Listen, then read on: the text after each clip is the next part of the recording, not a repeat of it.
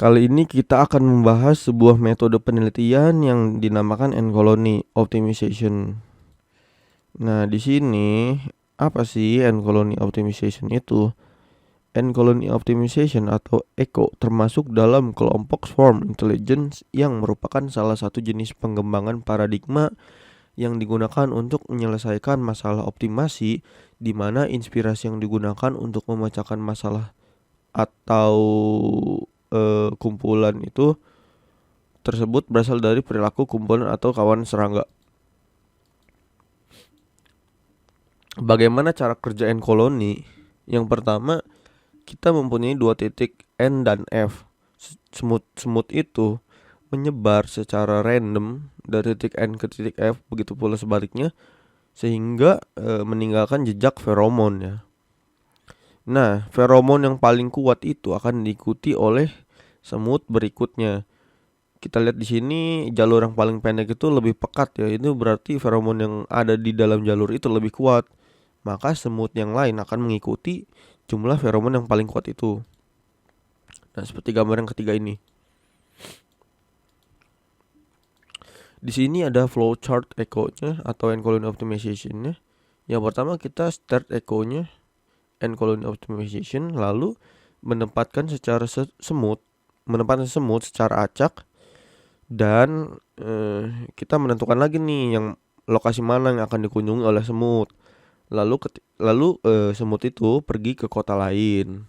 Nah, ketika kota yang sudah dikunjungi itu semua, maka kita melakukan mencatat ya total rute yang ditempuh dan masukkan ke tabulis. Jika belum, maka selesaikan dulu nih kota yang harus dituju sampai habis dengan random ya, menentukan lokasi mana yang akan dikunjungi. Lalu setelah kita mencatat total rute yang ditempuh, kita menentukan jarak perjalanan yang paling dekat dan update tabulisnya. Ketika sudah mendekati iterasi maksimum, kita stop echo-nya ya. Dan ketika belum, kita harus menempatkan semut secara acak terus-menerus. Nah, di sini ada beberapa kunci parameter. Yang pertama adalah total feromon dari kota yang disimbolkan dengan to. Lalu di sini ada penguapan yang disimbolkan dengan rho. Dan di sini ada trail visibility yang disimbolkan dengan theta ya. Lalu ada alpha yang dideskripsikan sebagai tingkat kepentingan feromon. Lalu ada jumlah feromon yang disimbolkan dengan Q, dan tingkat kepentingan visibilitas jejak yang disimbolkan dengan beta. Nah, di sini ada rumus N-colony optimization. Untuk penjelasannya nanti kita lihat aja di next perhitungannya. Lalu di sini ada rumus lain yang disebutkan sebagai feromon update ya. Untuk mengupdate feromon, nanti kita lihat lagi untuk contoh-contohnya.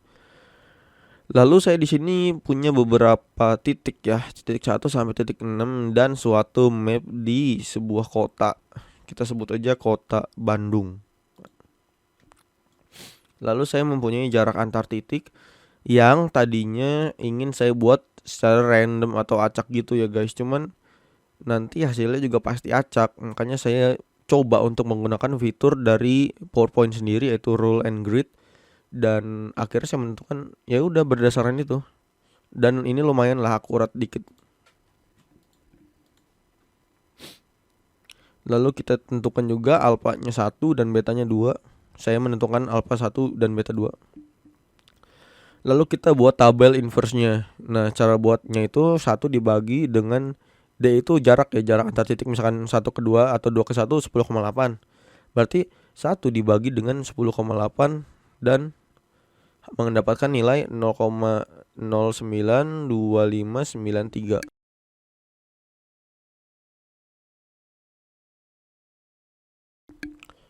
Nah, baru nih rumusnya kita bisa coba ya. Ini kan to ya, to XY di kuadratkan dengan alfa.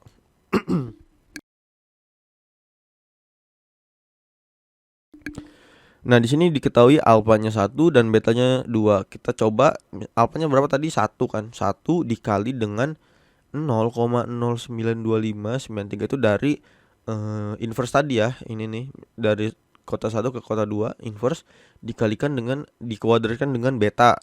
Lalu kita mendapatkan hasil 0,008573 dari untuk kota 1 ke kota 2 ataupun sebaliknya ya. Tuh. 1 ke 2 atau 2 ke 1. Jadi sama ya. Lalu kita lakukan secara sama ke semua kota ya dan mendapatkan akumulasi nilai 0,1397,2 dan kita buat delta veronomnya ke tabel seperti ini. Nah, cara mendapatkan tabel probabilitas ini kita cari dengan cara delta veronom dibagi dengan sum atau summary total akumulasi nilai.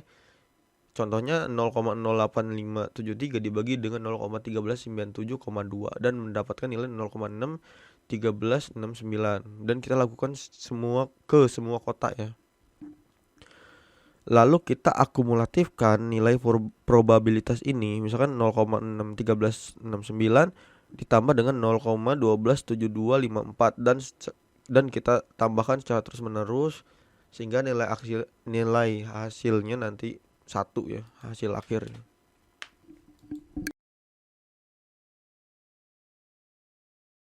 Nah, ketika kita sudah mendapatkan tabel yang kita buat ini nih, kita coba membangkitkan bilangan acak ya, karena kan tadi emang semut tuh diacakkan random gitu kan. Dan didapatkan nilai 0,968256. Maka kota yang diambil berdasarkan nilai ini adalah 6. Karena apa? Karena paling dekat. Jadi di atasnya, di bawahnya, jangan di atasnya. Misalkan ini 74, ininya 96 gak bisa. Jadi harus di bawahnya dan di atasnya dari nilai ini. Lalu ketika kita sudah mengunjungi kota 6, kita kosongkan semua nih. Kosongkan agar kita tidak pusing gitu.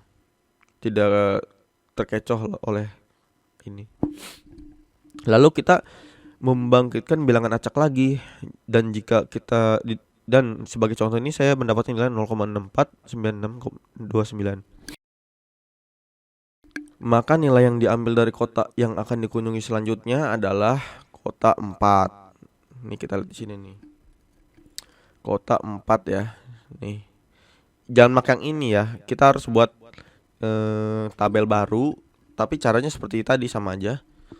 Nah, kita dapat 0,649629. Berarti ini kan karena di atas dari 6,4 dan di bawah dan nilai ini nih di bawah dari 0,77.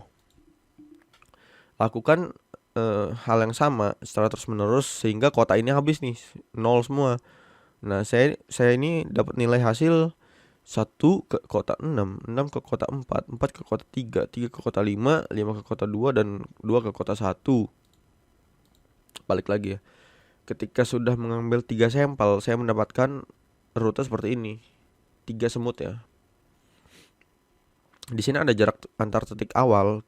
Ini digunakan untuk menentukan jarak. Misalkan kita dari titik 1, 6, 4, 3, 5, 2, 1. Misalkan 1 ke titik 6. Berarti ini kan 5,3. Nah, kita balik nih 5,3 ditambah dari titik 6 ke titik 4. 6 ke 4 9,2 berarti 5,3 ditambah 9,2 dan secara terus menerus dan menghasilkan nilai 54,8. Di semut kedua didapatkan hasil jarak 61,5 dan di kota 3 mendapatkan nilai jarak 50,8 atau yang paling terkecil. Nah, seperti ini contohnya. Lalu kita mengupdate tabulis. Ini kan tabulis nih untuk semut 1. Nah, cara mendapatkan semut 1, semut 2, semut 3. Nah, cara mendapatkan berapa sih jumlah feromon yang akan ditambahkan itu kita lihat nih. Tadi kan alfanya 1 dibagi dengan jarak, maka mendapatkan nilai 0,018 untuk semut 1, 0,016 untuk semut 2 dan 0,019 untuk semut 3. Nah, di sini nih yang semakin banyak feromon akan ditambahkan, maka kita akan memilih rute tersebut yang paling banyak ya. Nah, tadi kan kita lihat tabel yang 3 nih atau yang paling update ya. Paling update tuh yang berarti yang ketiga kan. Kita pindahkan ke sini misalkan.